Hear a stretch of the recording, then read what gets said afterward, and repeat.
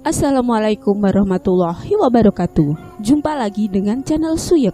Kali ini saya akan membawakan cerita horor yang berjudul Teror Mistis Selama KKN, karya Malik Ibnu Zaman.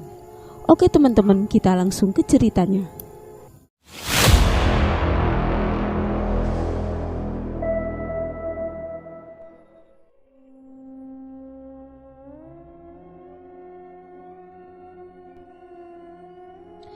Sudah 1 bulan lebih saya tidak bertemu dengan kawan saya, Andik namanya. Kami sama-sama aktif di sebuah organisasi primordial. Sebelumnya Andik sudah pamit kepada saya bahwa ia akan melakukan pengabdian masyarakat atau kuliah kerja nyata di sebuah daerah selama 1 bulan. Organisasi primordial tempat saya berorganisasi mengadakan kegiatan perayaan Maulid Nabi di sekretariat pada malam hari. Banyak teman-teman saya yang juga datang, salah satunya Andik. Setelah kegiatan selesai, acara selanjutnya tentu saja makan-makan dan ngobrol ke sana kemari. Andik yang duduk jauh dari saya lalu mendekat dan duduk di depan saya. Saya mendapat pengalaman horor selama KKN. Bisa banget nih ditulis. Lebih seram dari KKN Desa Penari. Masih ada yang ikut, ujarnya kepada saya. Saya hanya tersenyum kecut saja, sebab menulis hal-hal semacam itu membutuhkan energi yang besar. Maka dari itu, saya masih menimbang-nimbang jika akan menulis kisah horor. Mendadak kepala saya terasa pusing, tengkuk terasa berat, mata terasa perih, ingin sekali muntah rasanya. Daripada terjadi hal yang tidak diinginkan, saya pun pamit pulang ke kosan. Nanti saya kabari kamu lagi ya, untuk mendapatkan cerita detailnya, ujar saya kepada Andik. Keesokan harinya saya beraktivitas seperti biasa, berangkat ke kantor dan telah melupakan kejadian tadi malam. Malamnya saya memutuskan untuk menginap di kantor, sebab sudah terlalu larut dan tidak ada lagi kendaraan umum ke kosan tempat saya tinggal. Selain itu juga besoknya weekend. Malam itu yang tidur di kantor bukan hanya saya saja, tetapi juga ada 2 kawan saya. Hingga jam menunjukkan pukul 3 dini hari, mata saya tak kunjung terlelap. Padahal badan saya sudah sangat lelah. Jam 3:30 akhirnya saya bisa tidur. Baru beberapa menit terlelap, saya langsung masuk ke dalam mimpi. Dalam mimpi tersebut, saya sudah tidur di kosan. Tangan saya dicengkram oleh sosok tinggi besar berwarna hijau. Makhluk tersebut seperti hendak membawa saya.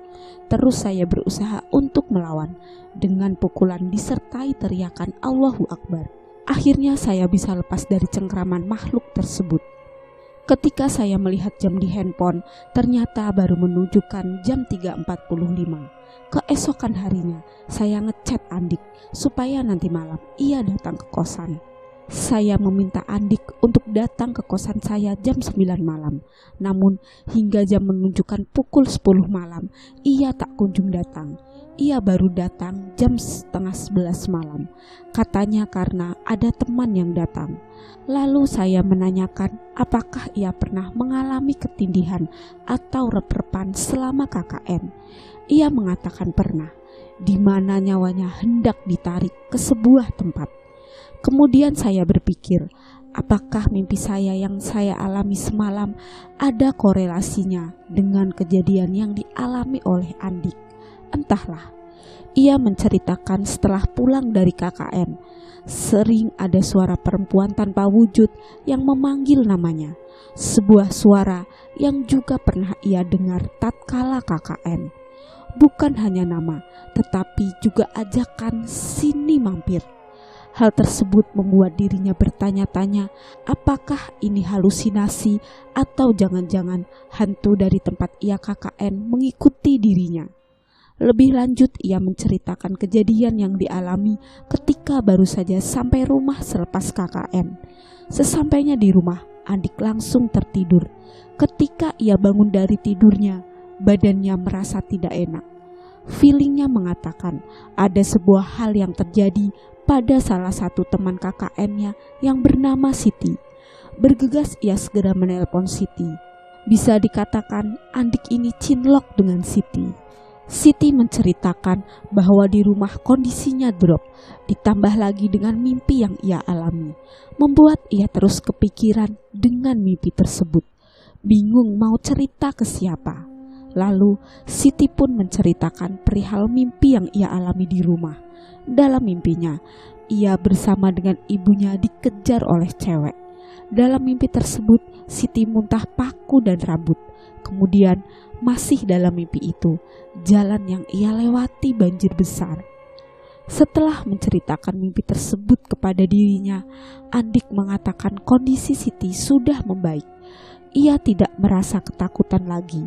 Siti juga menceritakan kepada Andik perihal perkataan dari kerabatnya yang memiliki kemampuan spesial, bahwa jika tidak ada Andik, sebuah hal yang parah bisa saja menimpa kelompok KKN. KKN yang dilakukan oleh Andik tidak hanya berasal dari satu kampus, tapi beragam kampus. Awalnya tidak ada hal-hal aneh yang terjadi, seperti halnya KKN pada umumnya. Perkenalan teman satu kelompok berangkat ke lokasi KKN, mendapatkan sambutan dari kepala desa. Salah satu program yang dilakukan oleh Andik adalah dakwah. Langkah pertama sebagai ketua kelompok adalah menemui tokoh setempat yang mengampu pengajian. Ditemuilah tokoh tersebut di rumahnya guna menyampaikan konsep kajian. Namun tokoh secara tidak langsung menolak kajian tersebut. Kalaupun kami tidak boleh mengisi pengajian, izinkan kami untuk ikut. Demikianlah ujar Andik. Keesokan harinya, tokoh tersebut mengutus salah satu muridnya untuk menemui Andik. Murid tersebut menyampaikan bahwa selama ada mahasiswa KKN, pengajian akan diliburkan. Hal tersebut tentu saja membuat Andik terheran-heran. Andik menceritakan bahwa setiap malam salah satu anggota kelompoknya, perempuan bernama Deta, selalu mengalami kesurupan. Andik tidak mau berspekulasi, tetapi Deta mulai kesurupan sejak ia menemui tokoh tersebut. Beberapa hari sebelum kepulangan, barulah Deta tidak kesurupan lagi. Pas malam pertama kesurupan, yang merasuk mengaku dari hutan samping belakang posko. Setiap kali Deta kesurupan, Andik yang menyadarkannya dengan membaca doa. Dibantu anggota kelompok lain. Saya ini dari hutan samping belakang. Saya ini tidak suka kedatangan kalian karena mengganggu. Berisik, jangan berisik ketika malam, ujar sosok yang merasuki Deta. Keesokan harinya setelah dari pantai, Deta keluar dari posko berlari seorang diri, lalu dikejar. Begitu dibawa masuk, ia langsung kesurupan. Kalian ini lemah, kalian gak akan kuat. Demikianlah yang diucapkan oleh sosok yang merasuki Deta. Malam harinya Deta kembali kesurupan. Kali ini ancaman yang diucapkannya lebih jelas lagi, bahwasannya ia benci sama Andik sebab ia kuat. Kedatangan ia mengganggu dukun. Andik pun semakin bingung apa yang sebenarnya terjadi. Ia pun meminta teman-temannya untuk tidak menceritakan hal ini kepada siapapun karena bisa ruwet. Lalu keesokan harinya sebagai ketua kelompok, Andik dipanggil oleh kepala desa. Kepala desa mengatakan dirinya mendapatkan laporan dari lembaga yang menaungi KKN perihal teror yang dialami oleh kelompok KKN di desanya. Katanya ada masyarakat yang gak suka dengan kalian, tanya kepala desa. Andik pun menjawab bahwa tidak ada kejadian apa-apa. Ia menjelaskan bahwa mungkin ada kesalahpahaman dan ia akan menanyakan kepada anggotanya. Sepulang dari balai desa, Andik menanyakan apakah ada yang melapor.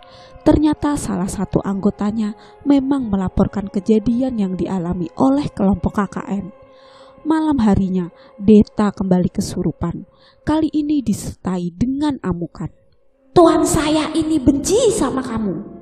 Lebih baik kamu pulang sekarang, atau gak bisa pulang, ancamnya.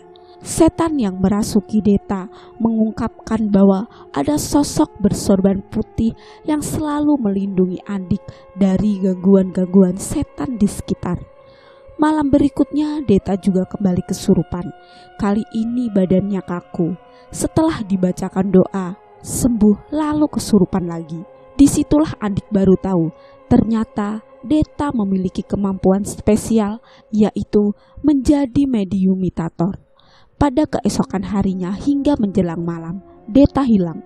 Warga dan anggota kelompok KKN dikerahkan untuk mencarinya. Segala tempat telah ditelusuri, namun ia tak ditemukan. Tetapi ada satu tempat yang belum dicek, yaitu hutan samping belakang posko. Maka dua orang anggota KKN, yaitu Akal dan Akil, ditemani seorang warga setempat masuk ke dalam hutan tersebut. Masuklah mereka ke dalam hutan tersebut dengan mata langsung tepat di hadapan mereka. Mereka melihat Deta langsung lompat ke jurang yang tidak terlalu dalam. Dibawalah Deta naik. Untungnya tidak terjadi apa-apa, hanya lecet-lecet dan keseleo. Dibawalah Deta kembali ke posko. Kemudian Andik mengobrol dengan beberapa warga. Para warga mengatakan ada satu pantai terlarang yang sudah dikunjungi oleh beberapa anggota KKN. Pantai tersebut boleh dikunjungi, tetapi harus didampingi oleh warga lokal. Bergegas Andik kembali ke posko dengan maksud menanyakan siapa yang telah mengunjungi pantai tersebut. Sebelum Andik menyampaikan maksudnya, Deta langsung kesurupan dan ia memperkenalkan diri sebagai penjaga gerbang pantai. Ia merasa terganggu dengan kedatangan 3 orang ke wilayahnya. Ia mengancam akan membuat 3 orang tersebut tidak tenang hidupnya. Janganlah ketiga orang tersebut tidak tahu jika itu pantai terlarang, ujar Andik. Lalu Andik menanyakan apa yang harus dilakukan. Makhluk penjaga pantai itu menjawab bahwa ketiga orang tersebut harus meminta maaf. Lalu Andik menanyakan kepada anggotanya siapa yang mengunjungi pantai tersebut. Akhirnya mengakulah 3 orang mahasiswi. Andik pun meminta kepada ketiga orang tersebut untuk meminta maaf. Awalnya ketiga orang tersebut tidak mau meminta maaf. Akhirnya mau untuk meminta maaf. Begitupun dengan makhluk penjaga pantai. Ia tidak mau menerima permintaan maaf dari 3 mahasiswi tersebut. Setelah didesak oleh Andik terkait janjinya untuk menerima permintaan maaf, akhirnya ia mau untuk memaafkan ketiga mahasiswi tersebut yang telah mengganggunya. Ketiga mahasiswi tersebut dipanggil untuk masuk. Namun sebelum itu, makhluk penjaga pantai yang merasuki tubuh Deta mengatakan, "Nanti dulu." Sambil melirik ke samping, makhluk itu mengucapkan kata-kata tersebut. Ketiga mahasiswi tersebut masuk ke dalam dan meminta maaf. Tak berselang lama, Deta kembali kesurupan lagi. Tapi kali ini makhluk yang sama di malam-malam sebelumnya. "Apa yang dilakukan oleh kalian pasti akan diketahui oleh Tuan saja," ujarnya. Andik penasaran sebenarnya apa yang terjadi. Setelah ia tanya-tanya, ternyata dahulu kala ada perampok dari Madura yang datang ke desa tersebut dan menjarah. Andik menerka apa yang mungkin itu penyebabnya, karena ia memiliki darah Madura dari ayahnya. Sesampainya di rumah, ia masih mendapatkan teror suara perempuan yang memanggil namanya. Suara yang sama persis ia dengar di tempat KKN tersebut. Akhirnya saya menanyakanlah apa ia membawa sesuatu dari tempat KKN. Ia menjawab iya. Ia membawa gelang. Gelang kayu itu saya buat sendiri, bukan ngambil atau nemu, ujar Andik. Andik juga menceritakan bahwa teman KKN-nya yang bernama Siti, yang diceritakan di awal, dikirimi pelet oleh sesama teman KKN. Selesai. Oke teman-teman, sekian cerita dari saya. Wassalamualaikum warahmatullahi wabarakatuh. See you next time. Bye.